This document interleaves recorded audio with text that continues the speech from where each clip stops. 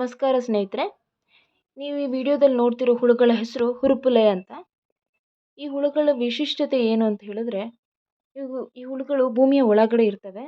ಯಾವಾಗ ಹದವಾದ ಮಳೆ ಬೀಳುತ್ತೋ ಆಗ ಈ ಹುಳುಗಳು ಆಚೆ ಬರುತ್ತೆ. ಹಾಗೇನೆ ಅದ್ರ ಪಕ್ಕದಲ್ಲಿ ಕಾಣಿಸ್ತಿರೋ ಬಿಳಿ ಹುಳುಗಳ ಹೆಸರು ಗೆದ್ದಲು ಹುಳುಗಳು. ಇವುಗಳು ಮರವನ್ನು ತಿನ್ನೋದಾಗ್ಲಿ, ಮರವನ್ನು ತಿನ್ನೋ ಕೆಲಸ ಇವು. ಇವೆರಡರ ಮಧ್ಯೆ ಡಿಫ್ರೆನ್ಸ್ ಏನು ಅಂತ ಹೇಳಿದ್ರೆ, ಅವುಗಳಿಗೆ ರೆಕ್ಕೆ ಬರ್ತವೆ, ಇವುಗಳಿಗೆ ರೆಕ್ಕೆ ಬರಲ್ಲ. ಈ ಹುಳುಗಳು ಭೂಮಿಯ ಒಳಗೆ ಇರ್ತವೆ. ಮತ್ತು ಯಾವಾಗ ಮುಂದೆ ಜಾಸ್ತಿ ಮಳೆ ಬರುತ್ತೆ ಅಂತ ಇರುತ್ತೋ, ಮುಂದೆ ಮಳೆ ಬರೋ ಸೂಚನೆಯನ್ನು ಈ ಹುಳುಗಳು ತೋರಿಸ್ತವೆ. ಆಗ ಈ ಹುಳುಗಳು ಆಚೆ ಬರ್ತವೆ. ಈ ಹುಳುಗಳು ರಾತ್ರಿ ಆದರೆ ಸಾಕು, ಒಂದು ವೇಳೆ ರಾತ್ರಿ ಮಳೆ ಜಾಸ್ತಿ ಬಂದಿದ್ದರೆ ರಾತ್ರಿ ಎಲ್ಲ ಹುಳುಗಳು ಲೈಟ್ ಬೆಳಕಿಗೆ ಬಂದುಬಿಟ್ಟು ತುಂಬ ಆಕರ್ಷಣೆಗೊಳ್ತವೆ. ಲೈಟ್ ಬೆಳಕು ಹತ್ರ ಬಂದಿರ್ತವೆ, ಮತ್ತು ಬೆಳಗ್ಗೆ ಎಷ್ಟೊತ್ತಿಗೆ ಸತ್ತೇ ಹೋಗಿರ್ತವೆ. ನೋಡಿ ಎಷ್ಟು ಆಚೆ ಬರ್ತಿದೆ ಹುಳುಗಳು, ಎಷ್ಟು ಭೂಮಿಯ ಒಳಗೆ ಕೂತಿದ್ವು. ಈಗ ಹದವಾದ ಮಳೆ ಬಿದ್ದಿದೆಯಲ್ಲ, ಈಗ ಸುಮಾರು 1 ಇಂಚಷ್ಟು ಮಳೆ ಬಂದಿದೆ. ಹಾಗಾಗಿ ಈ ಹುಳುಗಳು ಆಚೆ ಬರ್ತಿದೆ.